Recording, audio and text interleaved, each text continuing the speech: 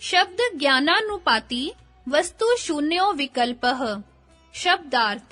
शब्द ज्ञान अनुपाती बराबर शब्द से उत्पन्न जो ज्ञान उसका अनुगामी अर्थात उसके पीछे चलने का जिसका स्वभाव है।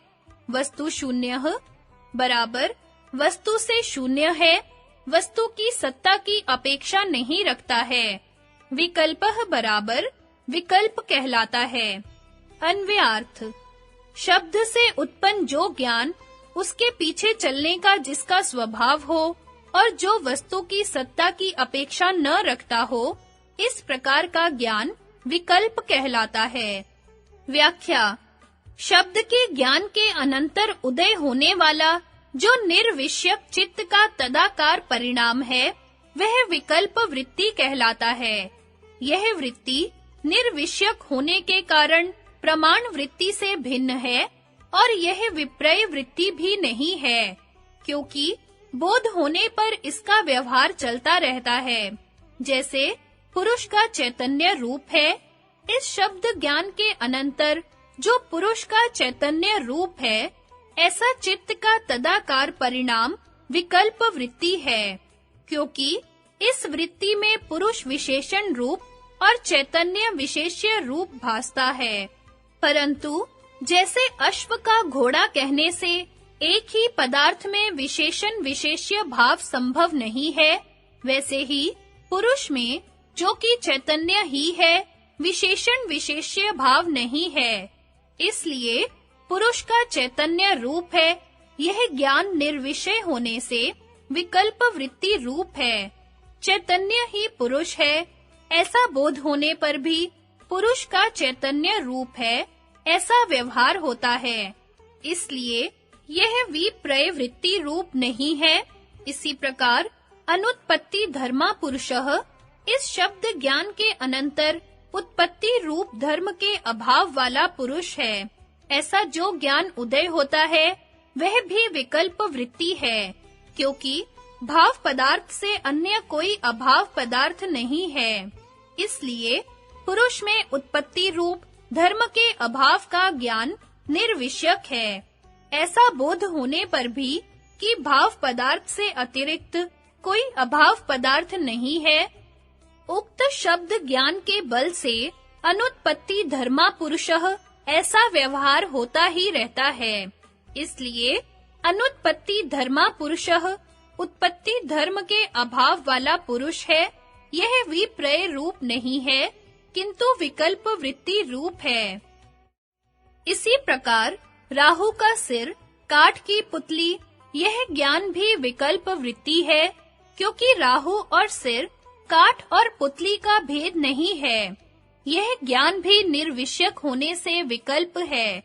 प्रमाण, विपर्य और विकल्प वृत्ति के भेद को सरल शब्द में यूं समझना चाहिए कि प्रमाण वस्तु के यथार्थ ज्ञान को कहते हैं।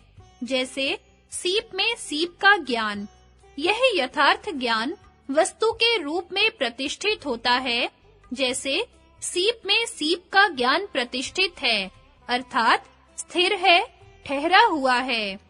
चित्त में ऐसे तदाकार परिणाम को प्रमाण वृत्ति कहते हैं। विपर्य वस्तु के मिथ्या ज्ञान को कहते हैं, जैसे सीप में चांदी का ज्ञान, जो प्रतिष्ठित नहीं है, अस्थिर है। सीप के यथार्थ ज्ञान हो जाने पर इसका बाध हो जाता है, अर्थात सीप में चांदी का मिथ्या ज्ञान हट जाता है। चित्त में ऐसे तदाकार परिणाम को विपर्य वृत्ति कहते हैं। विकल्प इन दोनों से विलक्षण है। यह वस्तु का यथार्थ ज्ञान नहीं है, क्योंकि निर्विषय होता है, अर्थात कोई वस्तु इस ज्ञान का विषय नहीं होती, किंतु यह केवल शब्द ज्ञान के अनंतर उदय होता है। यह इससे प्रमाण से भिन्नता है। यह मिथ्या ज्ञान भी नहीं है, क्योंकि जो लोग जानते हैं कि पुरुष और चैतन्य भिन्न-भिन्न नहीं है, वे भी ऐसा ही व्यवहार करते हैं। यह इसमें विपर्य से भेद है। साधारण लोगों को जिसमें बाध बुद्धि उदय हो, वह विपर्य, और निपुण विद्वानों को विचार द्वारा जिसमें बाध ज्ञान हो, वह विकल्प समझना चाहिए।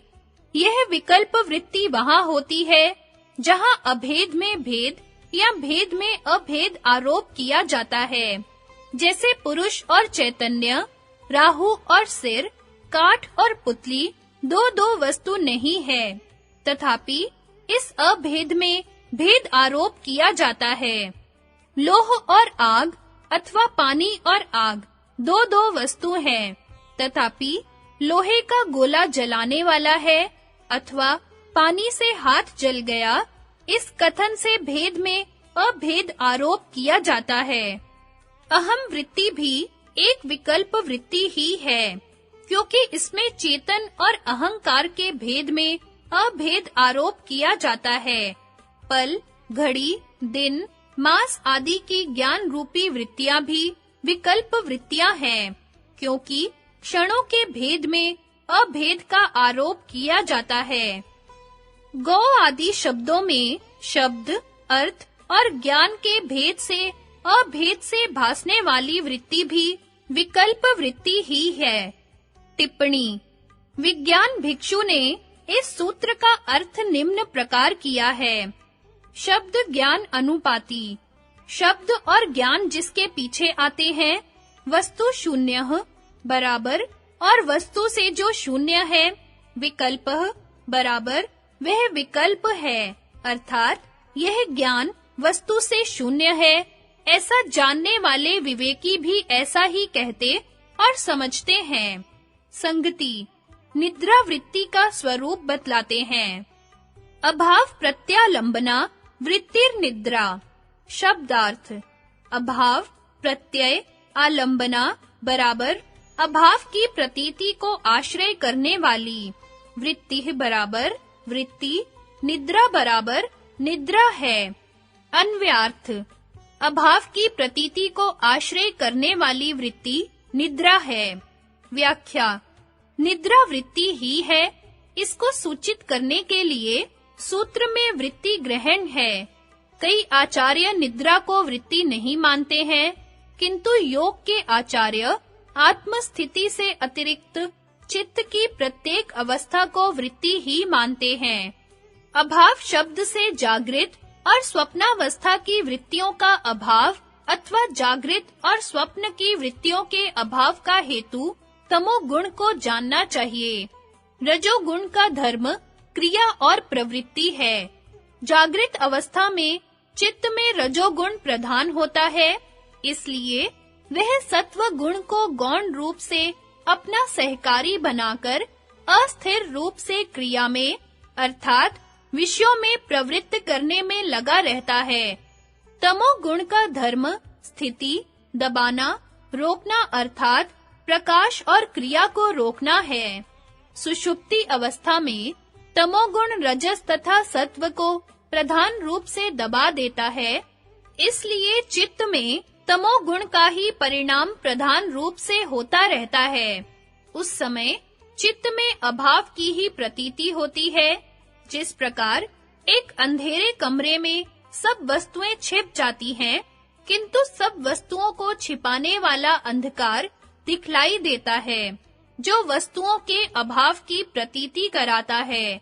इसी प्रकार तमोगुण सुषुप्ति अवस्था में चित्त की सब वृत्तियों को दबाकर स्वयं स्थिर रूप से प्रधान रहता है, किंतु रजोगुण का नितांत अभाव नहीं होता है।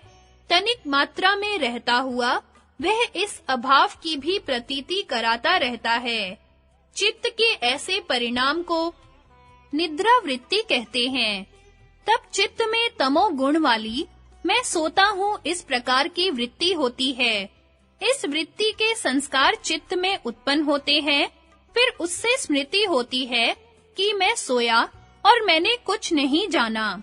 यहाँ पर इतना विशेष यह भी जान लेना कि जिस निद्रा में सत्व गुण के लेश सहित तमोगुण का प्रचार होता है, उस निद्रा से उठकर पुरुष को मैं सुख से सोया, मेरा मन प्रसन्न है और मेरी प्रज्ञा स्वच्छ है, इस प्रकार की स्मृति होती है। और जिस निद्रा में रजोगुण के लेश सहित तमोगुण का संचार होता है, उससे उठने पर इस प्रकार की स्मृति होती है।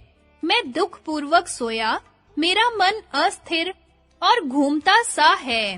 और जिस निद्रा में केवल तमोगुण का प्राबल्य होता है, उससे उठने पर मैं बेसुध सोया, मेरे शरीर के अंग भारी हो रहे हैं, मेरा चित्त व्याकुल है, इस प्रकार की स्मृति होती है। यदि उस वृत्ति का प्रत्यक्ष न हो तो उसके संस्कार भी न हो, और संस्कारों के न होने से स्मृति भी नहीं हो सकती। इसलिए निद्रा एक वृत्ति है, वृत्ति मात्र का अभाव नहीं है। श्रुति और स्मृतियों ने भी निद्रा को वृत्ति ही माना है। जागृत, स्वप्न और निद्रा ये गुणों से बुद्धि की वृत्तियां हैं। एकाग्रता के तुल्य होते हुए भी निद्रा तमोमयी होने से सबीज तथा निर्बीज समाधि की विरोधिनी है, इसलिए रोकने योग्य है। नशा तथा क्लोरोफॉर्म आदि से उत्पन्न हुई मूर्छित अवस्था भी निद्रा वृत्ति के ही अंतर्गत है। विशेष विचार सूत्र 10। सुषुप्ति तथा प्रलय काल में तमोगुण प्रधान अंधकार में चित्त का लय होता है, और असंप्रज्ञात समाधि की अवस्था में अविद्या आदि कलेशों से रहित पुरुष के निज रूप में चित्त अवस्थित रहता है और पुरुष स्वरूप में अवस्थित होता है। सुषुप्ति व्यष्टि चित्तों की अवस्था है और प्रलय समष्टि चित्त अर्थात महत् तत्व की सुषुप्ति है। असंप्रज्ञात समाधि में चित्त में संस्कार शेष अर्थात निरोध के संस्कार रहते हैं, जिनके दुर्बल होने पर व्युत्थान अवस्था में लौटना होता है। कैवल्य में संस्कार शेष भी निवृत्त हो जाते हैं, इसलिए उन्हें आवृत्ति नहीं होती। टिप्पणी: प्रत्यय पद का अर्थ ज्ञान, प्रतीति, वृत्ति तथा कारण भी है। वाचस्पति मिश्र ने प्रत्यय पद का कारण रूप अर्थ मानकर सूत्र का निम्न प्रकार अर्थ किया है। जागृत तथा स्वप्न की वृत्तियों के अभाव का प्रत्यय जो बुद्धिनिष्ठ सत्व गुण का आच्छादक तमोगुण या अज्ञान है, आलंबन जिस चित्त वृत्ति का वह निद्रा कहलाती है। संगति क्रम से प्राप्त स्मृति का वर्णन करते हैं।